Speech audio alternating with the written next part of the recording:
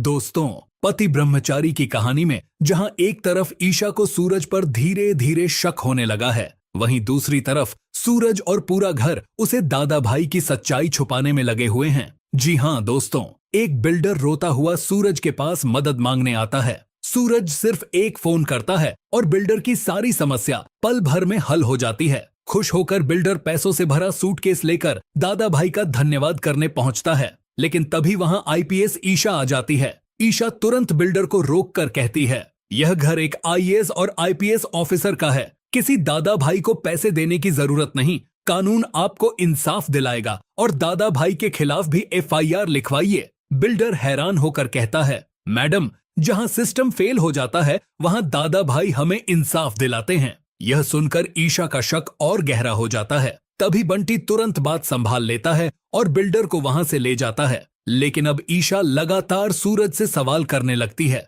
और सूरज समझ जाता है कि सच ज्यादा देर तक छुप नहीं पाएगा। सबसे भावनात्मक पल तब आता है जब ईशा खुशी खुशी आरव को फोन करने की बात करती है, लेकिन सूरज तुरंत उसे रोक देता है, क्योंकि ईशा को अब तक यह नहीं पता कि आरव इस दुनिया में रहा ही नहीं। और अब सवाल यह है, जब ईशा के सामने 1 साल पुरानी सारी सच्चाई आएगी, तब वह खुद को कैसे संभालेगी। दोस्तों, जहां एक तरफ आईपीएस ईशा अपनी नई जिंदगी की शुरुआत करने वाली होती है, वहीं दूसरी तरफ सूरज के सिर पर एक ही डर मंडरा रहा होता है, कहीं दादा भाई का सच ईशा के सामने वक्त से पहले न आ जाए। जी हां दोस्तों, ऑफिस ज्वाइन करने से पहले सूरज चाहता है कि वह ईशा के साथ हर खूबसूरत पल जी ले, इसीलिए दोनों मंदिर पहुंचते हैं भगवान का आशीर्वाद लेने। लेकिन जैसे ही ईशा आंखें बंद करके परिक्रमा शुरू करती है, सूरज की नजर सामने लगे पोस्टर्स पर पड़ जाती है और उसके होश उड़ जाते हैं। उन पोस्टर्स पर आईएएस सूरज की जगह दादा भाई छप चुका होता है।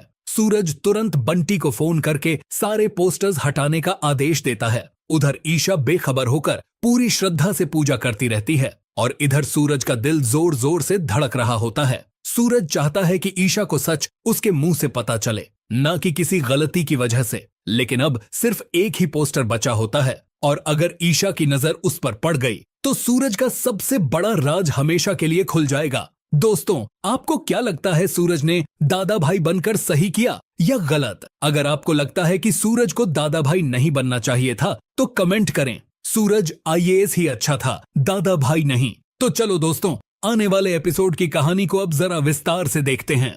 दोस्तों, पति ब्रह्मचारी की कहानी में जहां एक तरफ ईशा को धीरे धीरे सूरज पर शक होने लगा है, वहीं दूसरी तरफ सूरज और पूरा घर मिलकर दादा भाई की सच्चाई को उससे छुपाने की पूरी कोशिश कर रहे हैं। और सबसे बड़ा ट्विस्ट यह है कि सिर्फ 24 घंटे बाद ईशा अपनी नई पोस्टिंग पर आईपीएस ऑफिसर के रूप में ड्यूटी ज्वाइन करने वाली है। उसके बाद वो इंदौर के हर अपराधी, हर माफिया, हर कानून तोड़ने वाले के खिलाफ एक्शन लेने वाली है। लेकिन उसे ये नहीं पता कि उसकी वांटेड लिस्ट में सबसे पहला नाम उसके अपने पति सूरज का ही होने वाला है। जी हाँ दोस्तों, एक बिल्डर रोते हुए सूरज के पास मदद मांगने आता है। उसकी जमीन एक भ्रष्ट नेता और बिल्डर गैंग ने छीन ली होती है। पुलिस में शिकायत के बाद भी कोई सुनवाई नहीं होती। बिल्डर टूटकर कहता है, सूरज सर, मेरा सब कुछ खत्म हो गया। सूरज सिर्फ एक फोन करता है और कुछ ही मिनटों में मिश्रा जी और बंटी पूरी फाइल निकाल लेते हैं। कुछ ही देर में भ्रष्ट लोग डरकर जमीन के कागज वापस कर देते हैं। बिल्डर की आंखों में आंसू आ जाते हैं और वो एक सूटकेस लेकर आता है। दादा भाई का एहसान कभी नहीं भूलूंगा। लेकिन तभी आईपीएस ईशा वहां पहुंच जाती है। वो तुरंत उसे रोकती है। ये घर एक आईएएस और आईपीएस ऑफिसर का है। किसी दादा भाई को पैसे देने की जरूरत नहीं। कानून आपको इंसाफ दिलाएगा और दादा भाई के खिलाफ एफआईआर भी दर्ज करवाई जाएगी। बिल्डर हैरान रह जाता है। मैडम, जहां सिस्टम फेल हो जाता है वहां दादा भाई इंसाफ दिलाते हैं। ईशा का शक अब और गहरा हो जाता है। वो सूरज को देखती है और कहती है, जब भी दादा भाई का नाम आता है तुम घबरा क्यों जाते हो? सूरज बस हल्की मुस्कान देता है, लेकिन अंदर से पूरी तरह टूट चुका होता है। इसी बीच घर में खुशियों का माहौल होता है, क्योंकि कल ईशा अपनी आईपीएस ड्यूटी ज्वाइन करने वाली होती है। रात को सूरज और ईशा छत पर बैठे होते हैं। ईशा मुस्कुराकर कहती है, याद है सूरज, हम दोनों का सपना? सूरज की आंखें भर आती है। सपने हमेशा पूरे नहीं होते ईशा जी। ईशा उसका हाथ पकड़ लेती है। तुम आज भी वैसे ही हो, लेकिन सूरज अंदर ही अंदर टूट रहा होता है। एक तरफ ईशा का प्यार, दूसरी तरफ अतीत का दर्द वो चाहकर भी सच नहीं बता पाता। अगले दिन सुबह सूरज अकेले खड़ा आसमान की तरफ देखता है। बस 24 घंटे, उसके बाद सब बदल जाएगा। लेकिन उसे नहीं पता कल ईशा के सामने ऐसा सच आने वाला है जो उसकी और सूरज की पूरी जिंदगी हिला देगा। दोस्तों, कहानी अब उस मोड़ पर आ चुकी होती है जहां ईशा की जिंदगी का सबसे बड़ा दिन बस आने ही वाला होता है। आईपीएस ऑफिसर बनकर उसकी इंदौर में ऑफिशियल पोस्टिंग होने वाली होती है और दूसरी तरफ सूरज हर पल सिर्फ एक ही दुआ कर रहा होता है, बस ईशा जी को सच मेरे मुंह से पता चले, किसी और तरीके से नहीं। सुबह का सीन होता है। सूरज ईशा के लिए पूरी तैयारी करता है। फूल, नाश्ता और एक इमोशनल सरप्राइज। काव्य और रिया मिलकर पूरे घर को दुल्हन की तरह सजा देती है। लेकिन सूरज के चेहरे पर एक अजीब सा बोझ होता है। वो खुद से कहता है, कल तक ये सब यादें बन जाएंगी या सच। उधर आईपीएस एकेडमी में ईशा अपनी यूनिफॉर्म पहनकर मिरर के सामने खड़ी होती है। वो अपने रिफ्लेक्शन को देखकर कहती है, आज से मैं सिर्फ आईपीएस ईशा हूं। कोई भी गुंडा, कोई भी माफिया कानून से ऊपर नहीं होगा। लेकिन दिल के किसी कोने में सूरज की मुस्कान बार बार याद आ रही होती है। इंदौर शहर का माहौल बदल चुका होता है। लोग एक ही नाम से डरते हैं, दादा भाई। न चेहरा किसी ने देखा होता है, बस उसका इंसाफ सबको याद है। इसी बीच एक नया इंसिडेंट होता है। एक छोटी सी बस्ती में बिल्डर माफिया फिर से जमीन कब्जा करने आता है। लोग डर के चुप खड़े होते हैं। तभी सूरज वहां पहुंच जाता है। सिर्फ एक कॉल और पूरा माफिया नेटवर्क हिल जाता है। बिल्डर हाथ जोड़ देता है, प्लीज मुझे छोड़ दो। सूरज सख्त आवाज में कहता है, अब ये जमीन तुम्हारी नहीं, गरीब की है। लेकिन दूर कहीं आईपीएस एकेडमी में ईशा को एक ब्रेकिंग न्यूज फाइल मिलती है। उसमें लिखा होता है, दादा भाई, इंदौर का मोस्ट वांटेड प्रोटेक्टर और क्रिमिनल। ईशा का चेहरा सख्त हो जाता है। वो कहती है, ये इंसान या तो हीरो है या सबसे बड़ा क्रिमिनल। तभी टीवी पर लाइव प्रेस कॉन्फ्रेंस चल रही होती है और इंदौर का नया आईएएस ऑफिसर मंच पर होता है। वो अनाउंस करता है, हम इंदौर से दादा भाई के नेटवर्क को खत्म करेंगे। ईशा शॉक में आ जाती है। वो आईएएस ऑफिसर सूरज जैसा क्यों लग रहा है? अब उसके अंदर शक और बढ़ जाता है। वो तुरंत सूरज को कॉल करती है, ईशा तुम कहाँ हो? सूरज कामली जवाब देता है, मैं घर पर हूं, तुम्हारे इंतजार में। लेकिन उसी वक्त एक और शॉकिंग सीन होता है। सूरज एक घायल आदमी की मदद कर रहा होता है और सीसीटीवी में उसका चेहरा थोड़ा दिख जाता है और न्यूज फ्लैश होता है, सस्पेक्टेड लिंक टू दादा भाई साइटेड। ईशा का फोन गिर जाता है। उसकी आंखों में गुस्सा और दर्द दोनों होता है। वो झूठ बोल रहा है या सच छुपा रहा है। रात का सीन होता है। सूरज अकेला टेरेस पर खड़ा होता है। वो कहता है, बस कल सब कुछ खत्म हो जाएगा ईशा जी, या मैं तुम्हें खो दूंगा या सच तुम्हें पालूंगा।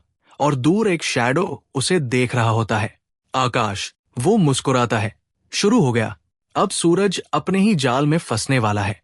दोस्तों, कहानी अब उस मोड़ पर पहुंच चुकी होती है जहां इंदौर की हर गली, हर खबर और हर इंसान के जुबान पर सिर्फ एक ही नाम होता है, दादा भाई। कोई उसे मसीहा कहता है तो कोई सबसे बड़ा अपराधी। लेकिन सच क्या है, ये आज तक कोई नहीं जान पाया। आईपीएस हेडक्वार्टर में आयशा अपनी पहली ऑफिशियल ब्रीफिंग लेती है। कमिश्नर उसके सामने एक गोपनीय फाइल रखते हैं। फाइल पर लिखा होता है, दादा भाई, अननोन आइडेंटिटी। आयशा फाइल खोलती है। उसमें ऐसे सबूत होते हैं जो उसे हिलाकर रख देते हैं। गरीबों को न्याय, भ्रष्ट नेताओं के खिलाफ कार्रवाई और जमीन माफिया का सफाया। आयशा हैरान हो जाती है, ये अपराधी है या सिस्टम से भी ऊपर का इंसाफ? उधर दूसरी तरफ सूरज एक और ऑपरेशन में बिजी होता है। एक भ्रष्ट मंत्री गरीबों की बस्ती पर बुलडोजर चलाने आता है। लोग डर के कांप रहे होते हैं। तभी अंधेरे में एक आवाज गूंजती है, गरीब का घर तोड़ने से पहले अपना सिस्टम तोड़ लो। और कुछ ही मिनटों में पूरा माफिया नेटवर्क ढेर हो जाता है।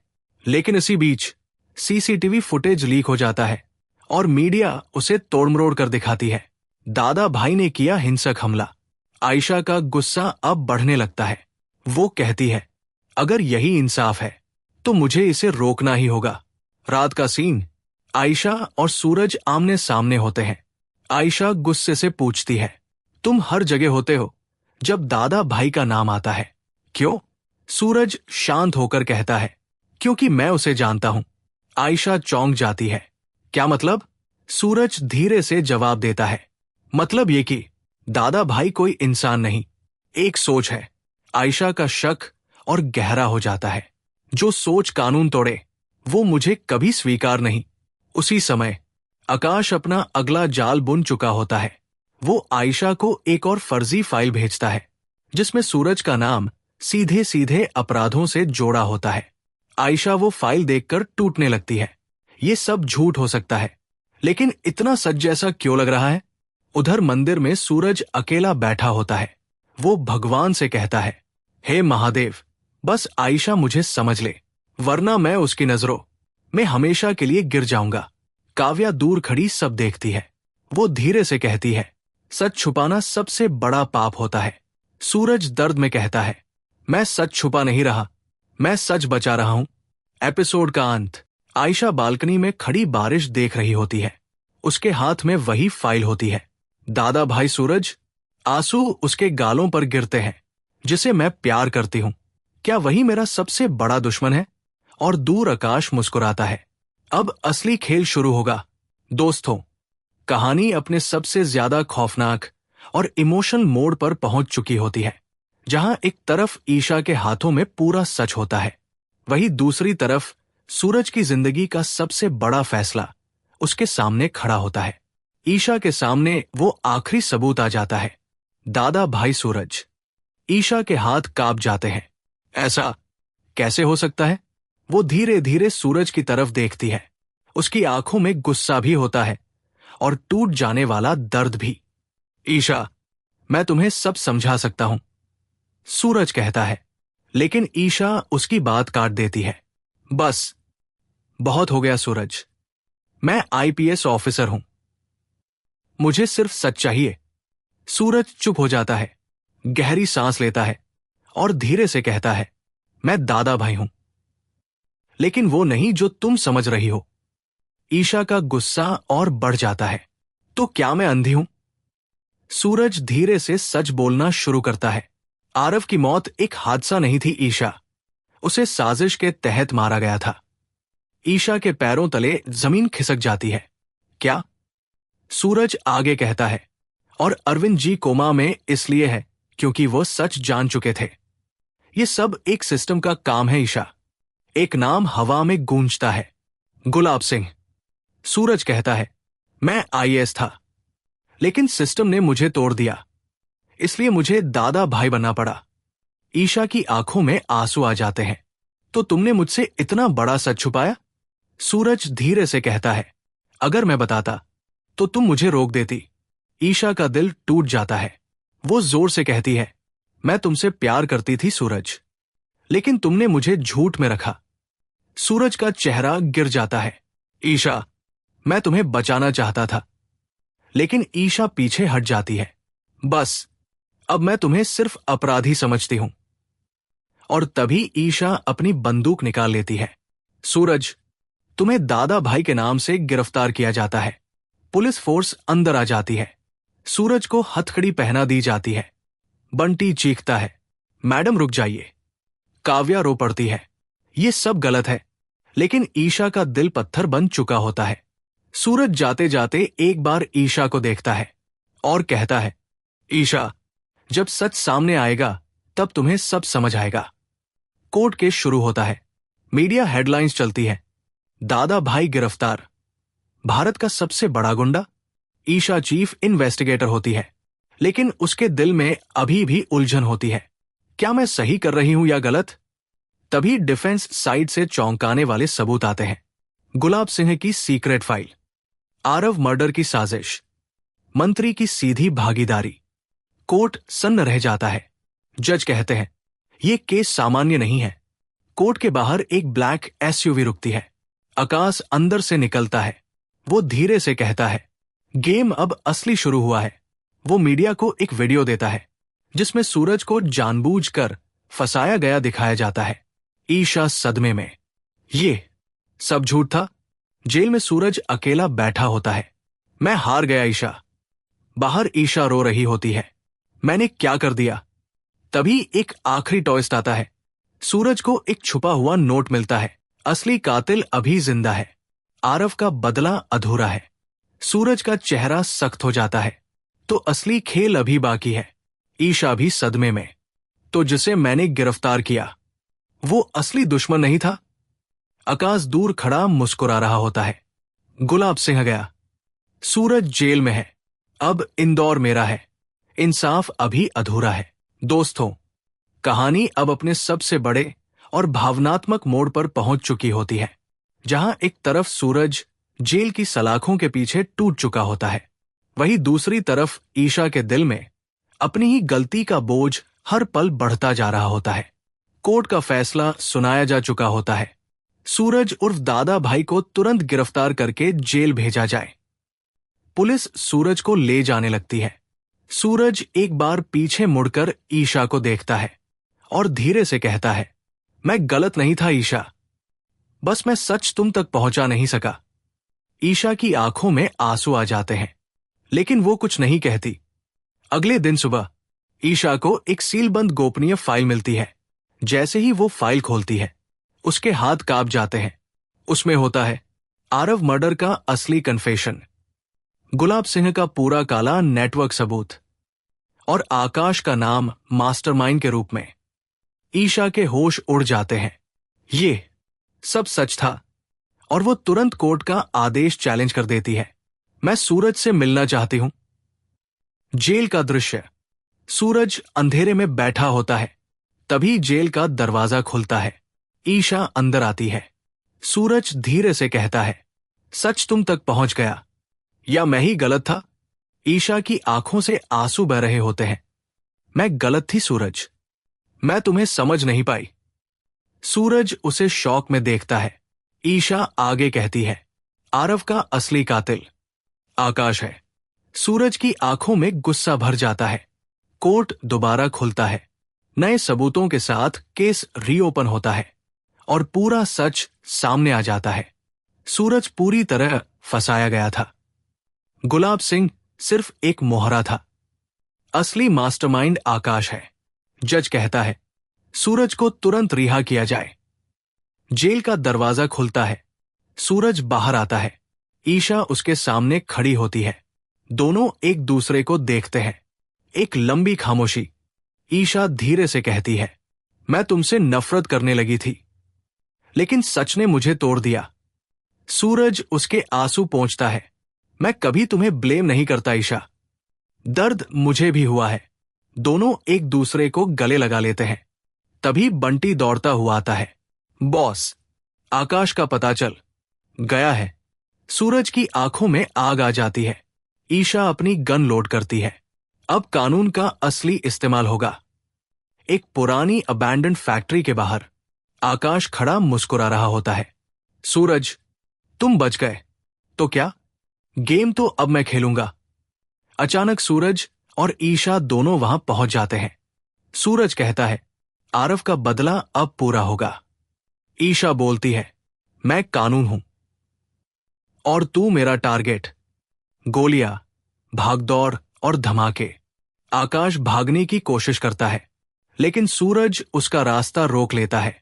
अब तेरा खेल खत्म। ईशा आकाश को गिरफ्तार कर लेती है। तुम्हें आरव मर्डर, साजिश और आतंकवाद के लिए गिरफ्तार किया जाता है। आकाश चिल्लाता है, ये अंत नहीं है। अंतिम कोर्ट फैसला, आकाश को आजीवन कारावास।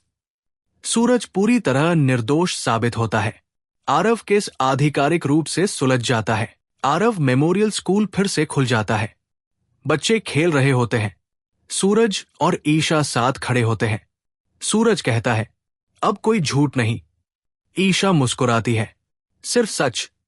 और हम दोनों हाथ पकड़ लेते हैं और कहानी खत्म होती है एक नए सुकून के साथ। सच ही सबसे बड़ा इंसाफ होता है। दोस्तों, पति ब्रह्मचारी की कहानी अब अपने सबसे बड़े और अंतिम मोड़ पर पहुंच चुकी होती है। आकाश की हार के बाद इंदौर में एक बार फिर शांति लौट आती है। सूरज पूरी तरह बेगुनाह साबित हो चुका होता है और ईशा को अपनी जिंदगी का सबसे बड़ा सच मिल चुका होता है। सूरज जेल से बाहर आता है। ईशा उसके सामने खड़ी होती है।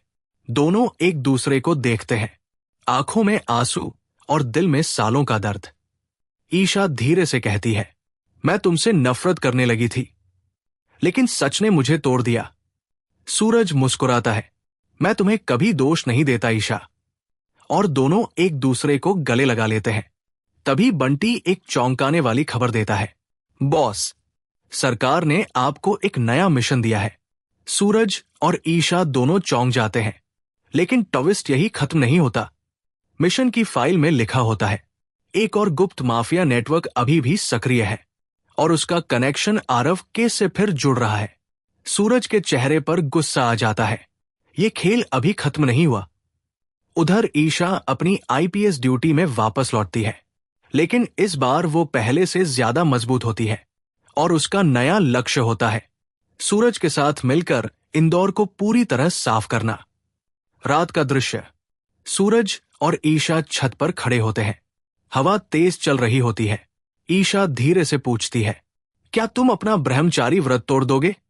सूरज कुछ पल चुप रहता है, फिर मुस्कुराता है, मैं ब्रह्मचारी नहीं था ईशा, मैं तो बस तुम्हारा इंतजार कर रहा था। ईशा शर्मा जाती है और तभी सूरज एक बड़ा फैसला लेता है, मैं तुमसे शादी करना चाहता हूं ईशा। ईशा हैरान हो जाती है, सच? सूरज कहता है, हर दर्द के बाद हमने जीना सीख लिया है। शादी की तैयारियां शुरू हो जाती है, लेकिन अचानक एक अनजान लिफाफा आता है। उसमें लिखा होता है, आरव जिंदा था। ईशा के हाथ कांप जाते हैं। ये क्या लिखा है? सूरज भी शौक में आ जाता है। ये कौन नया खेल शुरू कर रहा है? शादी रुक जाती है। दोनों एक दूसरे को देखते हैं। सूरज कहता है, लगता है हनीमून से पहले एक और जंगबा की है।